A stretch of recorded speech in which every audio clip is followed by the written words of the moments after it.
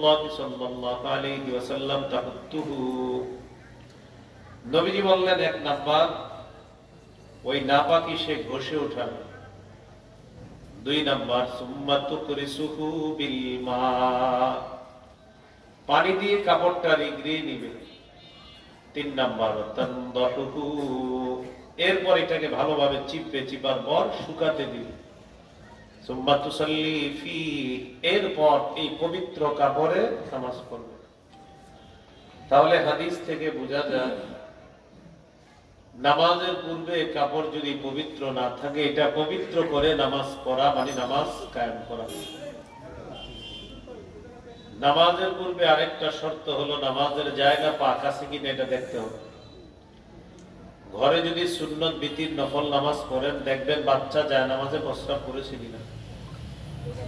মসজিদে যদি জানালার পাশে নামাজ পড়েন, তাহলে একটু দেখবেন আপনার নামাজের জায়গায় বাতাসে কোনো নাপাকি এসে পড়েছে কিনা, অথবা কোনো পাখি ওখানে কোনো বুলেট টুলেট মারছে কিনা, পাখি পায়খানা করে দেয়।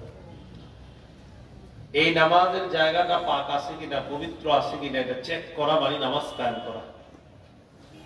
সহিহ বুখারীর বর্ণনা 438 নম্বর হাদিস।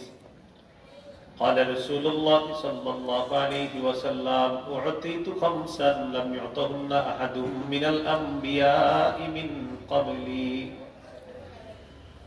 রাসূলুল্লাহ সাল্লাল্লাহু আলাইহি সাল্লাম বলেন, আমাকে 5টি জিনিস দেওয়া হয়েছে যা অতীতের কোন নবীকে দেওয়া হয়নি। এই 5টার মধ্যে একটা হলো ওয়াজুইলাত লিয়াল আরদু মাসজিদান ওয়া তাহুরা, গোটা জমিন, সারা পৃথিবীর গোটা জমিনটা আমার জন্য পবিত্র এবং নামাজের জায়গা বানিয়ে দেওয়া হয়েছে।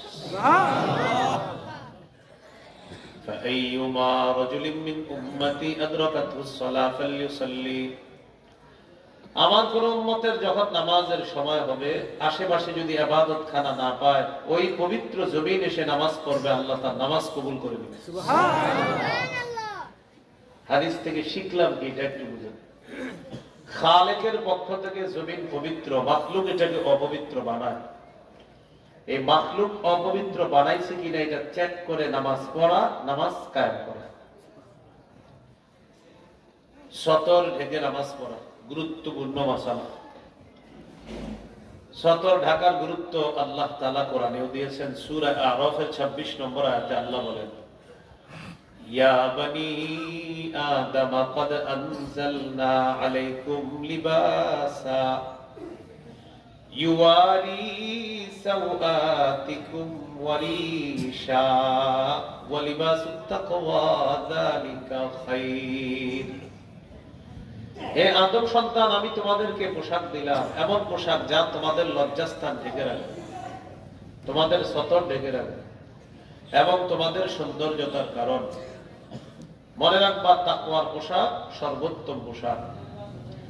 একটা কথা মনে রাখবেন, মানুষ স্বভাবগত ভাবেই তার মাঝে একটা লাজুকতা এটা আল্লাহ দিয়ে দিয়েছেন। কোন হুজুর যদি আপনার ওয়াজ করে নাও বুঝাইতো যে সতর ঢাকতে হবে, তাও আপনার আকল বইলা দিত যে সতর ঢাকা উচিত।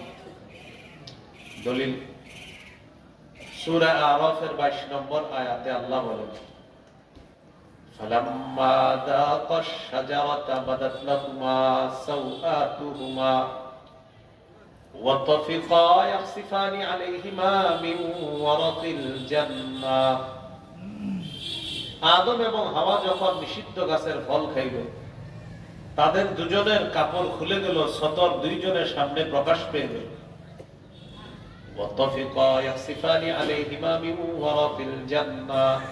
তারা দুইজন জান্নাতের পাতা দিয়ে নিজেদের লজ্জাস্থান ঢাকা শুরু করলো। এখন একটু বলেন, তাদেরকে কে বলে দিল যে লজ্জাস্থান খোলা যাওয়াটা খারাপ?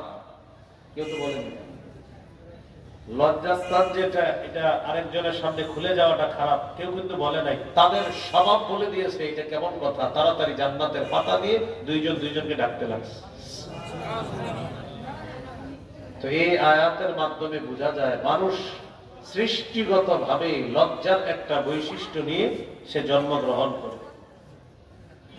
কিন্তু এই লাজুক মানুষটা এক সময় এত নির্লজ্জ হয়, এমন পোশাক পরে যে পোশাকে তাকে পোশাক পরিহিতা বা পোশাক পরিহিত বলা যায় না, বরং তাকে অর্ধালুঙ্গ বলা। বা হাদিসের মাধ্যমে তাকে পোশাক পরার পরেও উলঙ্গ বলা হয়েছে বলি নাউযুবিল্লাহ। যারা পাতলা আটশাট খাটো পোশাক পরে ওরা কিন্তু জানে যে এটা খারাপ, এটা ভালো না, আসলে এটা জানে, কিন্তু কেন করে? সে নিজেকে আরেকজনের সামনে বিক্রি করে দেয়, নিজেকে পণ্য সামগ্রী বানিয়ে তার শরীরটাকে সে এক পর্যায়ে এক রকম বিক্রি করে টাকা ইনকামের একটা হাতিয়ার, একটা মাধ্যম বানিয়ে নেয় তার শরীর নামক এই নিয়ামতটা। তো আল্লাহ তাআলা পোশাক দিয়েছেন লজ্জাস্থান ঢেকে রাখার জন্য আর সৌন্দর্যতার জন্য। সূরা আরাফের 31 নম্বর আয়াতে আল্লাহ বলেন, ইয়া বানি আদম খুযু যিনাতাকুম ইনদা কুল্লি মসজিদ। হে আদম সন্তান, প্রত্যেক নামাজের সময় বেশভূষা ধারণ করে নামাজ পড়বা। তাহলে সতর ঢেকে নামাজ পড়া। আরেক আয়াতে জানলাম একটু পরিপাটি হয়ে নামাজ পড়া। সামর্থ্য অনুযায়ী উত্তম পোশাক পরে নামাজ পড়া, এটা হাদিসে আছে যে সামর্থ্য অনুযায়ী আমরা উত্তম পোশাক পরিধান করা, এটা দোষণীয় না। আবু দাউদের হাদিস 4063 নম্বর হাদিস। এই হাদিসের বর্ণনাকারী সাহাবীর নাম আবুল আহওয়াস। তিনি তার বাবা থেকে বর্ণনা করেন। তিনি বলেন, আতাইতুন নবিয়্য সাল্লাল্লাহু আলাইহি ওয়াসাল্লাম ফি থাউবিন দুনিন। আমি নিম্নমানের একটা পোশাকে আল্লাহ নবীর কাছে আসলাম। আসার পর আল্লাহ নবী আমাকে বললেন, আলাকা মালুন, তোমার সম্পদ আছে কিনা? আমি জবাব দিলাম, হুজুর আমার সম্পদ আছে। নবীজি বললেন, মিন আইয়িল মাল, কোন ধরনের সম্পদ? সাহাবী বললেন, কদ আতানি আল্লাহু মিনাল ইবলি ওয়াল গনামি ওয়াল খাইলি ওয়ার রাকিক। আল্লাহ তাআলা আমাকে উট দিয়েছেন, মেষ, দুম্বা, ভেড়া, ঘোড়া, দাস দাসী ইত্যাদি নিয়ামত আল্লাহ দিয়েছেন। আলহামদুলিল্লাহ, আমার যথেষ্ট সম্পদ আছে। নবীজি বললেন, এত সম্পদ থাকার পরে এরকম নিম্নমানের পোশাক পরছো কেন? ইযা আতাকাল্লাহু মালান ফালিরা'সার নি'মাতিল্লাহি আলাইকা ওয়া কারামাতি। আল্লাহ যখন তোমাকে নিয়ামত দান করেছেন, তোমাকে সম্পদ দান করেছেন, তোমার এই নিয়ামতের নিদর্শনটা তোমার শরীরে দেখা, এটা আল্লাহ পছন্দ করেন। এই হাদিস থেকে বুঝলাম সামর্থ্য অনুযায়ী একটু উত্তম মানের পোশাক পরা দোষণীয় না, যদি অহংকার না থাকে। তিরমিজির হাদিস 1999 নম্বর হাদিস।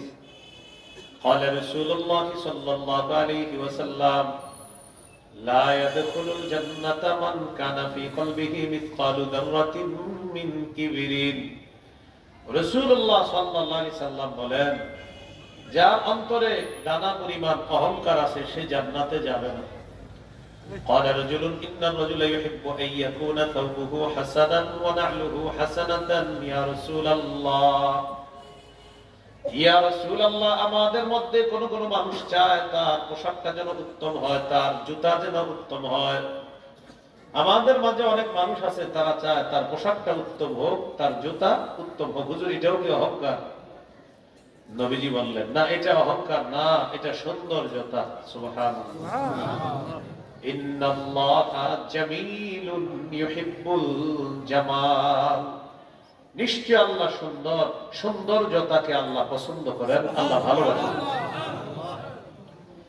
বলে হাদিস থেকে জানলাম সামর্থ্য অনুযায়ী একটু উন্নত মানের জুতা, একটু ভালো মানের পোশাক পরা, অহংকার না থাকলে এটা দোষণীয় না।